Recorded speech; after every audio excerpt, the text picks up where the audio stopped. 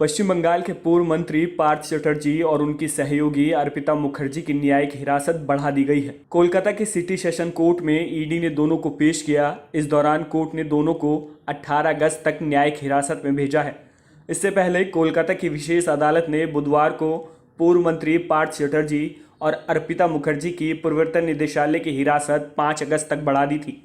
ED ने दोनों की कस्टडी मांगी थी। ईडी का कहना था कि अभी दोनों से जरूरी पूछताछ होना बाकी है। सुनवाई के दौरान अर्पिता मुखर्जी की वकील ने कहा कि उनकी जान को खतरा है, हम उनके लिए एक डिवीजन एक कैदी श्रेणी चाहते हैं। अर्पिता के खाने और पानी की पहले जांच की जानी चाहिए और फिर उसे दिया जाना चाहिए, जिस पर ईडी के वकील ने भी दलील का समर्थन किया।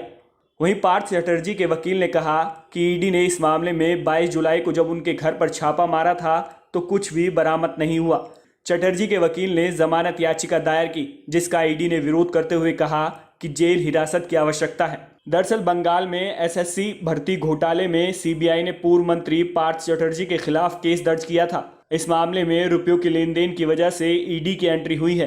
पिछले महीने ईडी ने पार्थ की करीबी अर्पिता के ठिकानों पर छापा मारा था और 49 करोड़ से ज्यादा का कैश बरामद किया था। इसके साथ ही सोना और ज्वेलरी भी बरामद की गई थी। ईडी ने दोनों को 25 जुलाई को गिरफ्तार किया था, तभी से पूछताछ की जा रही है।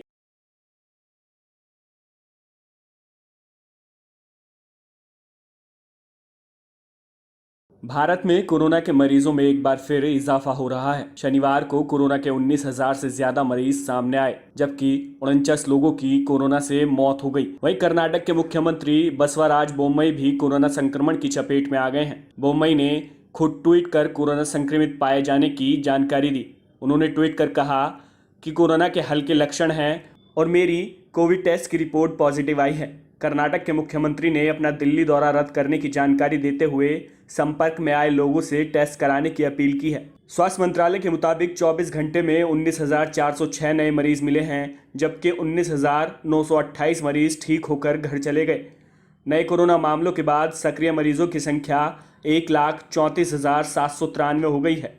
वहीं डेली पॉजिटिविटी दर 4.95% है, जबकि साप्ताहिक पॉजिटिविटी रेट 4.63% पहुंच गई है। वहीं भारत में कोरोना का रिकवरी रेट 98.5% है। अब तक कोरोना के कारण 5,26,649 मरीजों की मौत हो चुकी है। बता दें, एक दिन पहले केंद्रीय स्वास्थ्य एवं परिवार कल्याण मंत्रालय द्वारा जारी आंकड़ों के मुताबिक 20,551 कोरोना के नए मामले सामने आए थे, जबकि 70 लोगों की मौत हो गई थी। वहीं भारत में अब तक 205.92 करोड़ कोरोना वैक्सीन की डोज लोगों को लगाई जा चुकी है।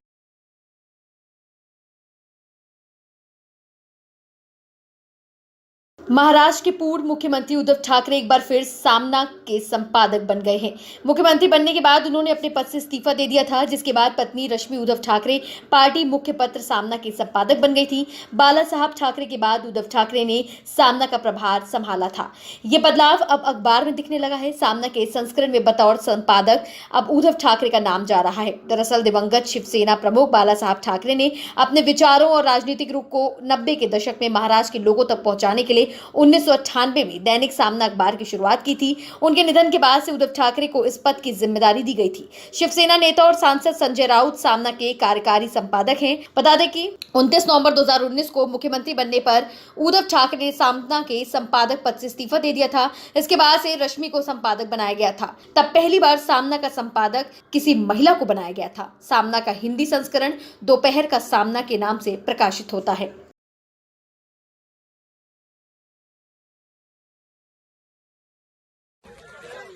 कांग्रेस ने महंगाई, जीएसटी, बेरोजगारी और केंद्र सरकार की नीतियों के खिलाफ संसद से सड़क तक प्रदर्शन किया। सबसे पहले सोनिया गांधी ने कांग्रेसी सांसदों के साथ संसद में काले कपड़े पहनकर जमकर नारेबाजी की। उसके बाद राहुल गांधी ने संसद से राष्ट्रपति भवन तक मार्च निकालने के लिए निकले, लेकिन पुलिस ने उन्हें रोक लिया और हिरासत में ले लिया।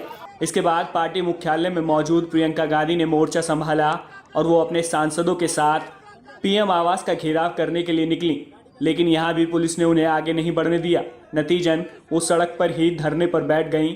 पुलिस ने उन्हें भी हिरासत में ले लिया। इस दौरान अजय माकन, सचिन पायलट, हरीश रावत, अविनाश पांडे समेत कांग्रेस के सभी बड़े नेताओं को हिरासत में लिया गया। इस दौरान प्रियंका गांधी ने कहा कि बीजेपी को महंगाई नहीं दिख रही, तो हम प्रधानमंत्री आवास तक चलकर महंगाई दिखाना चाहते हैं।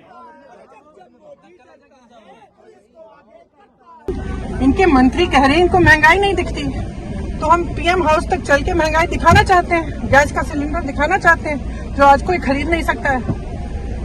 इतनी महंगाई है, चाहे गरीब हो चाहे मिडिल क्लास के हो, सब तरस रहे हैं। आप देख सकते हैं। इससे पहले सुबह राहुल गांधी ने प्रेस कॉन्फ्रेंस की। उन्होंने कहा कि आप तानाशाही का मजा ले रहे हैं, यहाँ रोज लोकतंत्र की हत्या हो रही है। इस सरकार ने 8 साल में लोकतंत्र को बर्बाद कर दिया। जो ऑपोजिशन डेमोक्रेसी में, लोकतंत्र में लड़ती है, वो इंस्टीट्यूशंस के बल पे लड़ती है। मतलब जो देश का लीगल स्ट्रक्चर होता है, जुडिशल स्ट्रक्चर होता है, जो देश का इलेक्टोरल स्ट्रक्चर होता है, जो देश की मीडिया होती है, उसके बल पर ऑपोजिशन खड़ी होती है। वो सब जो इंस्टीट्यूशंस हैं, वो सब के सब सरकार को पूरा सपोर्ट दे रहे हैं। प्रदर्शन को देखते हुए जंतर मंतर इलाके को छोड़ पूरी दिल्ली में धारा 144 लागू की गई। दिल्ली पुलिस ने कहा कि लॉ एंड ऑर्डर को देखते हुए ये फैसला किया गया है। दरअसल कांग्रेस ने दिल्ली, पटना, मुंबई, भोपाल, जयपुर, चंडीगढ़ समेत देश भर में विरोध प्रदर्शन किया।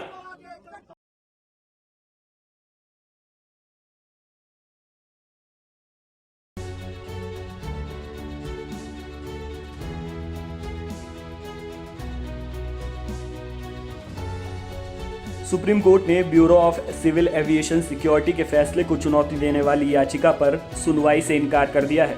दरअसल घरेलू उड़ानों में सिख यात्रियों को कृपाण रखने की अनुमति दी गई थी, जिसके खिलाफ हिंदू सेना ने याचिका दायर की थी। दरअसल घरेलू टर्मिनलों से संचालित होने वाली उड़ानों और एयरपोर्ट पर तैनात सिख कर्मचारियों को तय लंबाई की कृपाण ले जाने की इजाज़त दिए जाने के खिलाफ हिंदू सेना ने सुप्रीम कोर्ट में याचिका दाखिल की थी।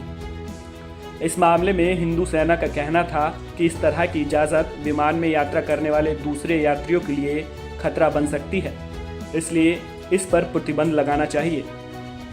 जिस पर सुप्रीम कोर्ट के जस्टिस अब्दुल नज़ीर और जस्टिस जे.के. महेश्वरी की बेंच ने शुक्रवार को इस मामले में अपना फैसला सुनाते हुए याचिकाकर्ता को हाई कोर्ट का दरवाज़ा खटखटाने की सलाह दी है। बता दें कि बीते 4 मार्च को BCAS ने सिखों के हवाई उड़ानों के दौरान किसी भी हवाई अड्डे पर कृपाण लाने पर रोक लगा दी थी। उसके बाद 9 मार्च को SGPC के अध्यक्ष हरजिंदर सिंह धामी ने नागरिक उड्डयन मंत्री को पत्र लिखकर इस फैसले को बदलने की मांग की थी। उसके बाद 12 मार्च को BCAS ने एक शुद्धि पत्र जारी कर अपना ये फैसला वापस ले लिया।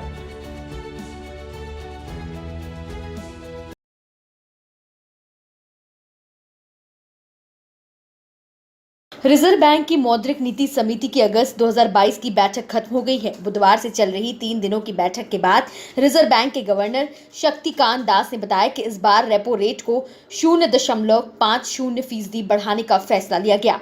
इसके साथ ही पिछले 4 महीने में रेपो रेट 1.40% बढ़ चुका है।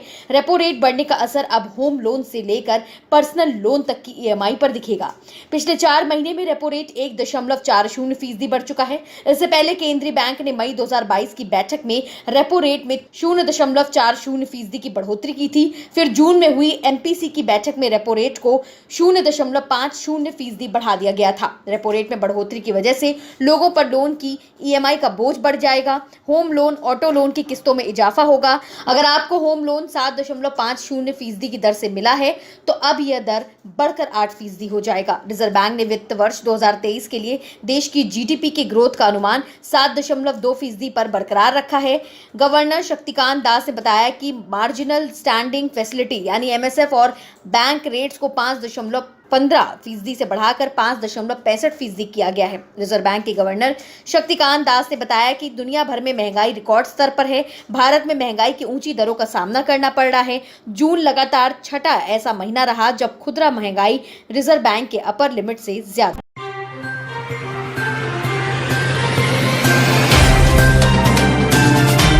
Subscribe now and press the bell icon. Never miss an update.